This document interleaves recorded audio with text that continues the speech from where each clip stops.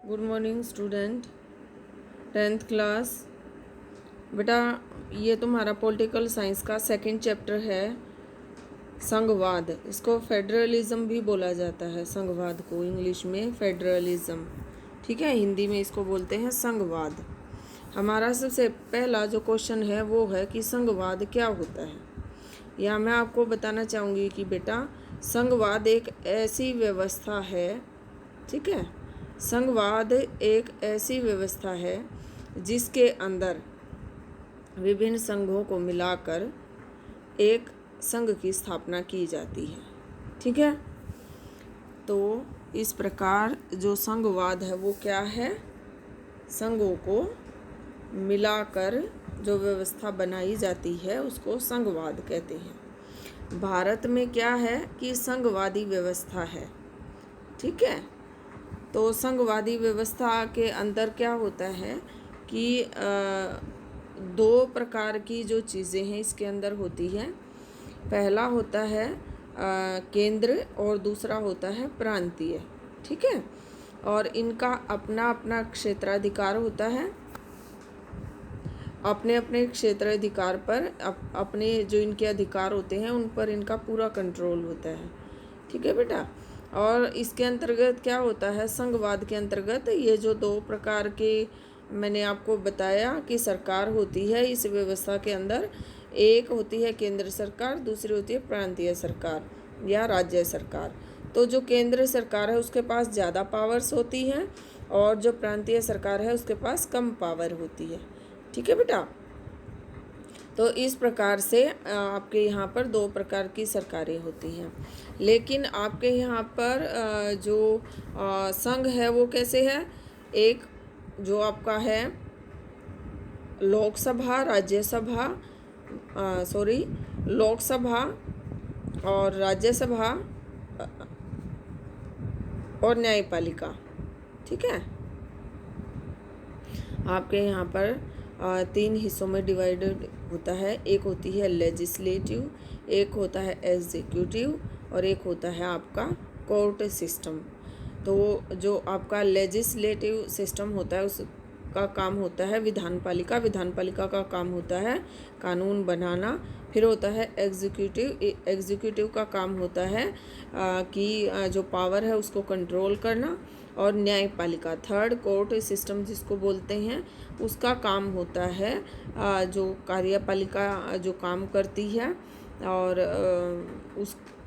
उसके ऊपर जो है निगरानी रखना और लेजिस्लेटिव असेंबली के द्वारा जो कानून बनाए जाते हैं उन कानूनों के ऊपर नज़र रखना और उनकी व्याख्या करना, ठीक है।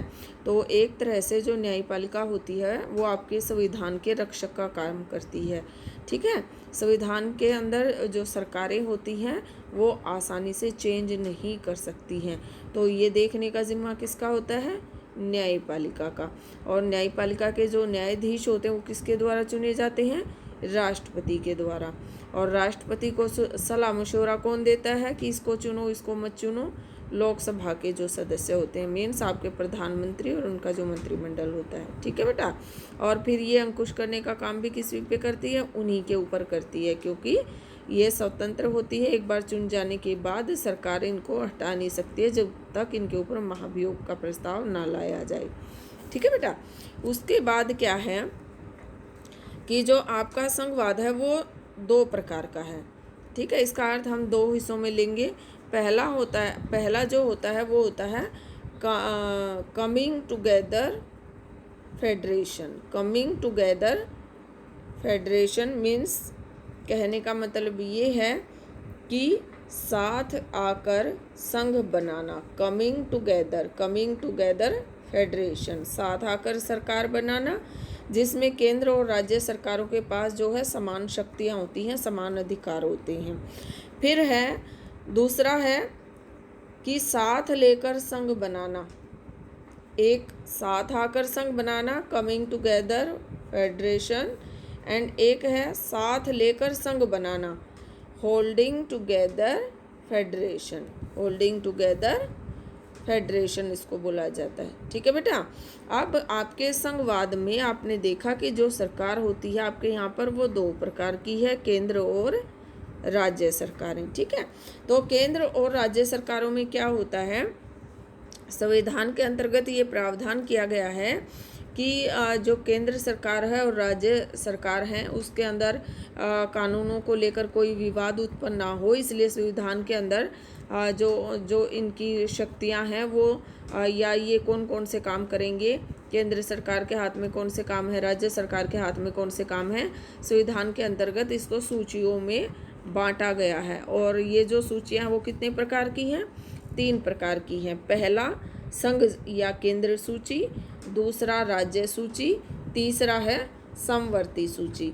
तो पहला है केंद्र सूची। केंद्र सूची में कानून बनाने का अधिकार केवल किसके पास होता है, सेंट्रल गवर्नमेंट के पास होता है, यानी केंद्र सरकार के पास होता है। ठीक है, और जो सेंट्रल गवर्नमेंट होती है वो किन किन विषयों पर कानून बना सकती है, जो सेंट्रल गवर्नमेंट होती है वो आपकी विदेशी मामलों में, ठीक है, फिर देश की सुरक्षा करने के लिए, बैंक जो बैंक होते हैं, बैंकिंग सिस्टम जो होता है, फिर आपकी रेल का और हाईवे बनाने का जो काम होता है उसके ऊपर भी आपकी जो सेंट्रल गवर्नमेंट है उसका अधिकार होता है, और संचार व्यवस्था पर आपने देखा कि संचार व्यवस्था मीन्स जो अपना टेलीफोनिकली काम आप करते हो, टेलीफोनिकली जो सिस्टम होता है उसके ऊपर जो भी अनाउंसमेंट की जाती है उसके ऊपर सेंसर लगाने का अधिकार किसका है, आपका केंद्र सरकार के पास है। जैसे जम्मू कश्मीर में अभी संचार व्यवस्था वहाँ की जो है बंद कर दी गई थी।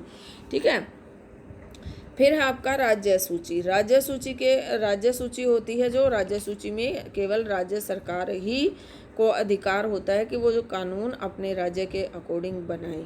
ठीक है, और इसमें राज्य सूची में राज्य के कौन कौन से अधिकार हैं जिन पे वो कानून बना सकती है।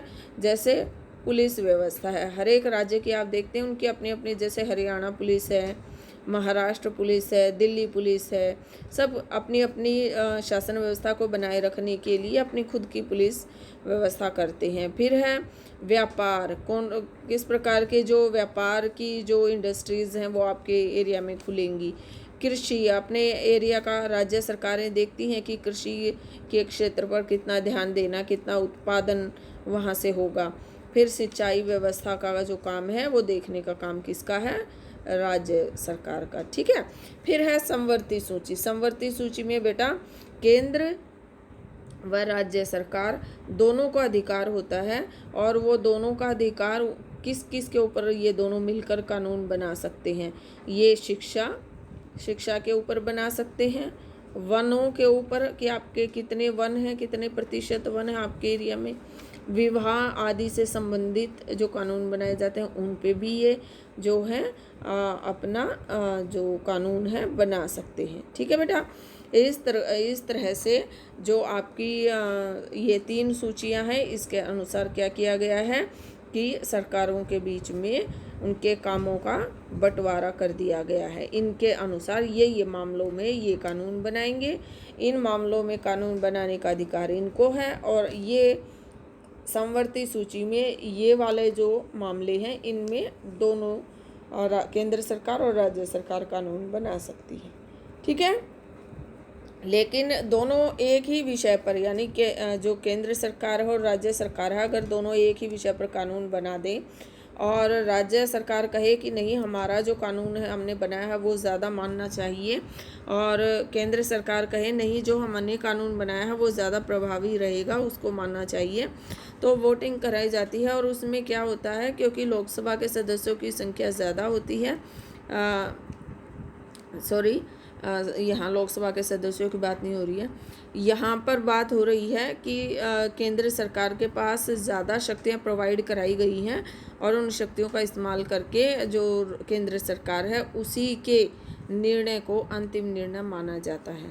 ठीक है, उसमें राज्य सरकार जो है उनका ये अधिकार क्षेत्र से बाहर है, केंद्र सरकार की बात ही राज्य सरकारों को माननी पड़ेगी।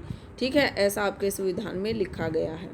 ओके, तो आज के लिए इतना ही, कल फिर इसका नेक्स्ट जो पार्ट है वो मैं लेकर आऊँगी।